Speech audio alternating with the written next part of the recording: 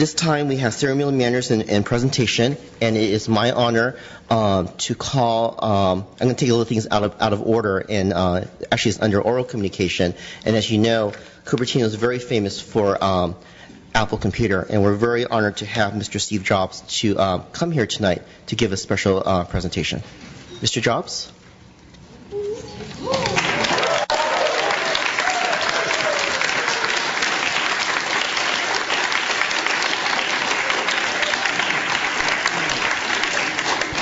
Welcome, Mr. Jobs. It looks like you have a fan club here. Thanks, yeah. Thank you.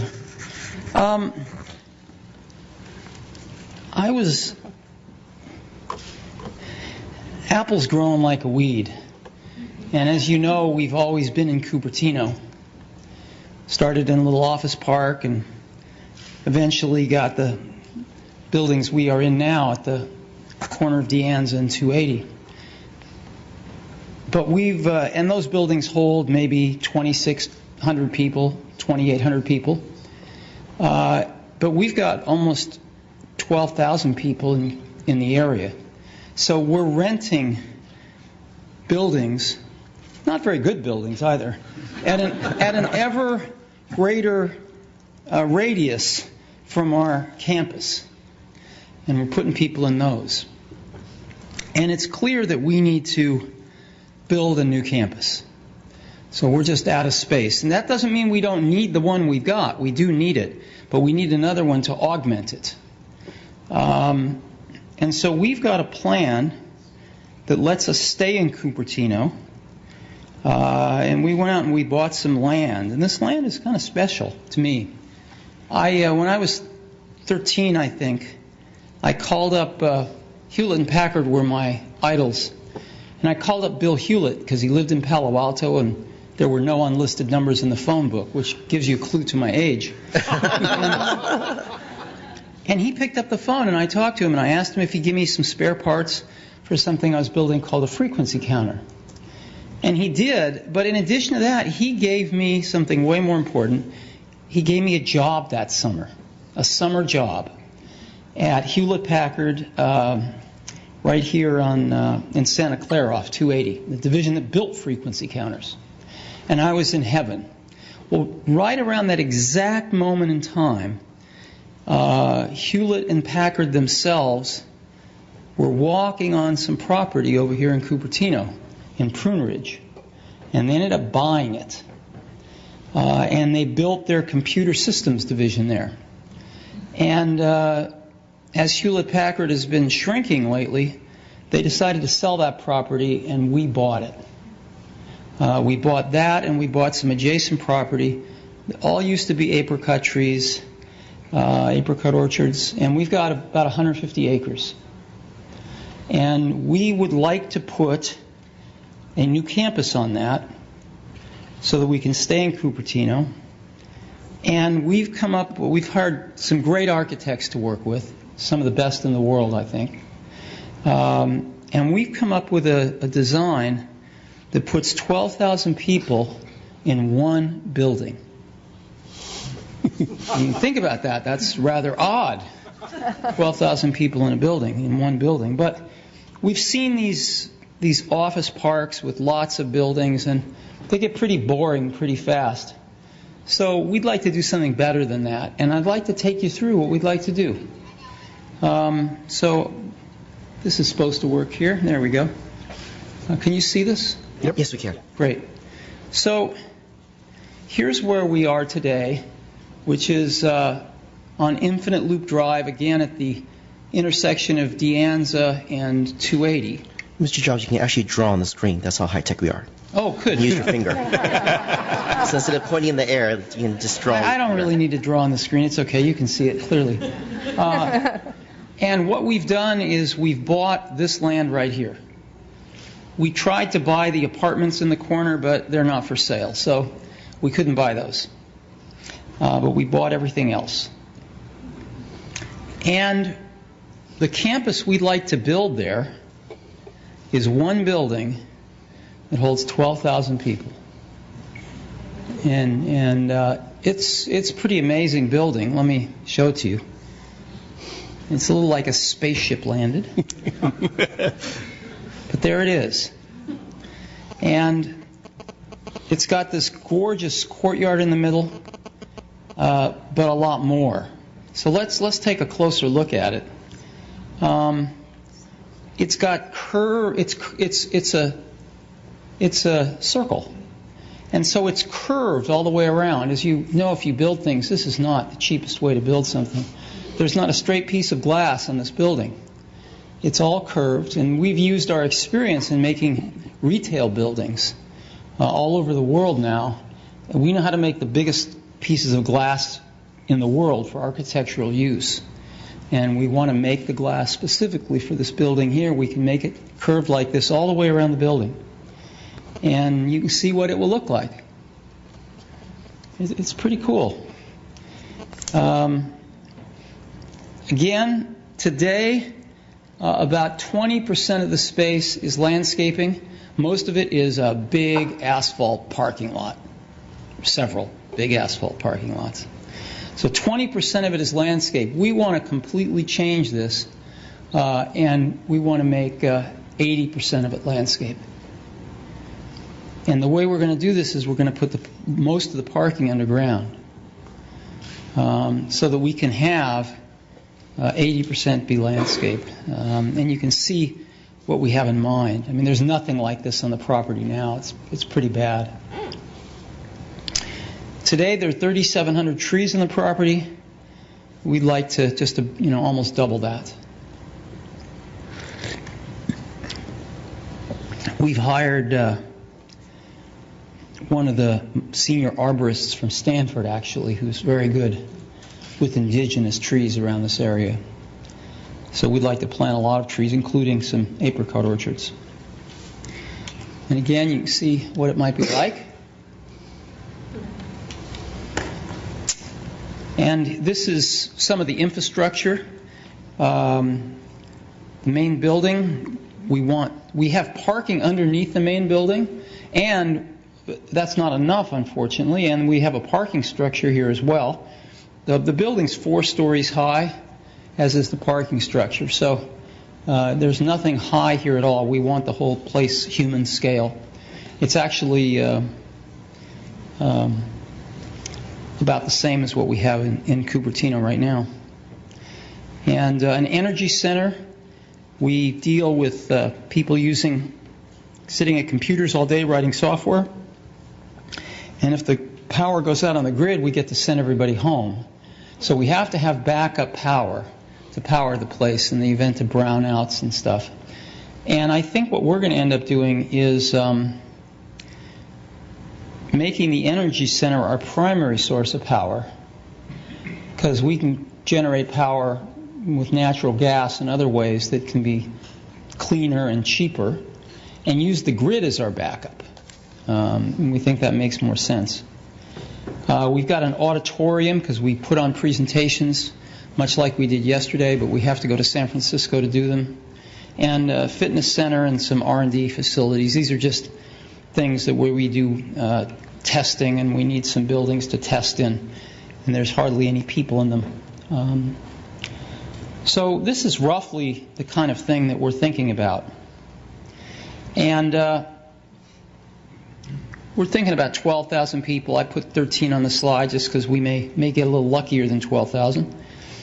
So we're up roughly 40% in people versus what the site has been used for already. And we're increasing the space to 3.1 million square feet, so 20% increase in space. The landscaping, though, increases by 350%, which is nice. The trees by 60%. The surface parking goes down by 90%. And so I think the overall feeling of the place is going to be a zillion times better than it is now with all the asphalt. And the building footprint actually goes down by 30%. So we want to take the space and in many cases making it smaller we're putting more of a desirable thing on the space. And that's what we'd like to do. So just want to give you a look at it. This is a cafe. We have cafes in our facilities, and this cafe will feed the better part of 3,000 people at a sitting, because that's what you need when you have 12,000 people in a campus. And so that's what we're looking at. And I'd love to answer any questions if you have any. Thank you, Mr. Jobs. And we're really excited that you call Apple our home. If you go to your shop at One Infinity Loop, you have a T-shirt that says the mothership has landed. And if you look at this picture, definitely the mothership has landed here in Cupertino. Mm-hmm. Is there any questions or comments from my council colleagues? Councilmember Wang? Hi, Steve. Hi. Quick question. I think people are curious as to know what the city residents can benefit from this new campus. Well, as you know, we're the largest taxpayer in Cupertino, so we'd like to continue to stay here and pay taxes. That's number one. Okay. Because if we can't, then we have to go somewhere like Mountain View, and we take our current people with us, and we give up and over years sell the land here, and the largest tax base would go away. That wouldn't be good for Cupertino, and No, of course wouldn't be good for us either. So that's number one. And number two, we employ some really talented, great people, and across the whole age spectrum. A lot of people right out of college, hire a lot of Stanford grads, etc. And people that are in their 50s and even 60s, like me. I'm in my 50s. So I think that a lot of them want to live around where they work. We have a lot of people riding their bikes to work now. We also run a bus service. We've got 20 buses that run on biodiesel fuel. They're the cleanest buses you can buy. And we've got 20 of them doing routes all the way from San Francisco to Santa Cruz, bringing people in. And we think we do very well with that here. So those are the kinds of things I think could benefit Cupertino. An influx of a tax base, an influx of very talented people who are getting paid. We put them in a fairly affluent group of people. And many of them would choose to make Cupertino their personal home as well as their professional home. I think there's a lot there. Plus, a whole lot of trees and True, and those are a lot great. less asphalt. Those are great things. I think to be more specific, it's that do we get the free Wi-Fi or something like that? Well, see, I'm a simpleton. I've always had this view that we pay taxes and the city should do those things. That's why we pay taxes. Now, if we can get out of paying taxes, I'll be glad to put up Wi-Fi. We should use our sales tax, part of that, to provide the iPad or something to our residents and then get a free Wi-Fi. Yeah, I think we bring a lot more than a free Wi-Fi. And so... Totally agree. Well, thanks so much. Sure. Councilmember Mahoney? Yeah, so first of all, it was interesting your throwback to HP. As a 35-year HP employee, most of it on the Cupertino campus in those buildings there. Obviously felt sorry when I heard that they were consolidating and moving. But now that we've seen your plans, the word spectacular would be an understatement. And I think that everybody's going to appreciate what clearly is going to be the most elegant headquarters, at least in the U.S. that I've seen. So we definitely appreciate the work that's gone into it and look forward to working with you to move it through the process. Thank you. I think we do have a shot of building the best office building in the world. And I really do think architecture students will come here to see this. I think it could be that good. So Appreciate it. Yeah, thank you. Councilmember Chang? Yeah, Mr. Job, thank you very much for coming. Sure. We met, the city manager and I met Mr. Cook and Mr. Oppenmeyer and then also Terry at your campus and see the concept. It's a very good one. I do have a question about, at that time they mentioned about the current Infinity Loop will remain the same. The employee will stay there, right? Yeah, we need both to hold everybody. So that one will host about 8,000, 9,000 people? No. 20. No, about 2,600. Oh, 2,600, okay. Yeah. And then this one will host 13,000, okay. 12,000. 12,000, okay. That's our current.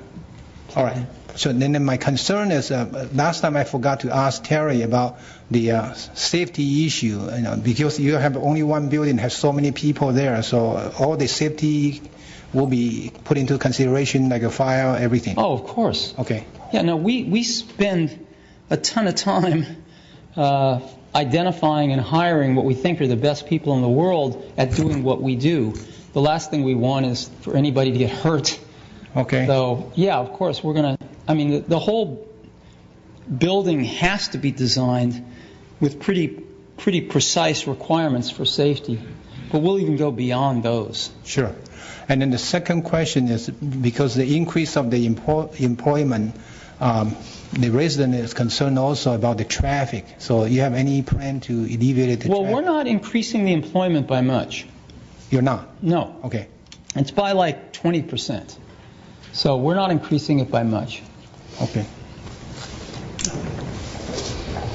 All right. Also, I know you care about the air quality. Yes. I understand that you are not allow any employees smoke inside the building, right? Correct. So. Both my parents died of lung cancer from smoking, so I'm a little sensitive on that topic. Sure. So I just want to let you be aware. I don't know you're aware or not. There's a Lehigh Southwest cement plant nearby has air pollution to this area. Are you concerned about that? Are you aware of that? What is it? The cement plant is polluting the air in the entire The area. cement plant, that's the Kaiser? Yeah, 24001 Stevens Creek. I grew up about 5 blocks away from that, 6 blocks away. Oh, okay. So I'm pretty familiar with the Kaiser plant. Okay. And, yeah, I think it'd be great if the Kaiser plant wasn't there, but, they bought the land fair and square, so probably they're not going anywhere. Okay. But if you kick Kaiser out, I wouldn't cry. All right, thank you. Thank you, Councilmember Chang. Councilmember Wang, you have a very quick question, right? Yeah, very quick question. Steve, can you give us estimate timelines and when you plan to submit the plan and when you're going to do the groundbreaking and when we can see the real building? Yeah, well, I ask that question a lot of our people, too. We want to submit plans fairly quickly. We want to break ground next year, and we want to move in 2015. 2015? Yeah. Okay. All right, very good. Thank you so much. We're really honored to have you to be here. I know it's not easy to get you here. And I think your technologies really make everybody proud. And we put Cupertino in together with Apple. Now we're really proud of it. Well, thanks. We're proud to be in Cupertino, too. Thanks. Thank you, Councilmember Wang. I think she stole my question. I was going to ask you when did you break ground so you can start collecting those sales tax dollars from you. No, exactly. But when Chris and I met with Mr. Jobs, I found out a little bit more about him. Is that actually he is a hometown boy. Graduated from Cupertino Middle School, where my daughter's going. Went to Homestead High School. So Mr. Jobs is very well familiar with the city of Cupertino. So we're very fortunate that you found it here in Cupertino. You decided to expand here in Cupertino. There's many choices across the country, and I'm sure that many governors and many mayors said, please come to us, but you decided to stay here. And I think it's because Cupertino is such an innovative place, a diverse place, and educational-wise that we have such wonderful schools. And later on we'll hear some other students on how they got awarded and our schools are doing so well. One thing that I want to ask you is to keep in mind is giving back to the community. And one thing that we would love to do, and I'm sure that our staff will talk about, is that we don't like going to Valley Fair or going to Los Gatos for an Apple store. We would love to have an Apple store here in Cupertino. Yeah, And I can show you. I even have my iPad 2 here, which I love this technology here.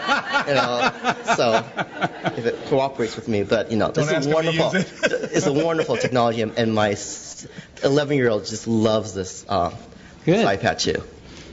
Yeah, the problem with putting an Apple store in Cupertino is there just isn't the traffic. So I'm afraid it might not be successful. If we thought it'd be successful, we'd love to. We'll help you make it successful. Again, thank you very much for coming with me. I'm sure that you guys are very lucky to hear this very historical moment that, you were here about, 5 years ago, was it, Chris, that you made the announcement that you bought the 55 acres, then you bought another 100 acres from Hewlett-Packard, and Apple is truly a technology of innovation, and our city staff and city council looks very forward to working with you and helping you succeed here in our community. Thank you very much. Let's give a big round of applause for Mr. Steve Jobs. Thank you.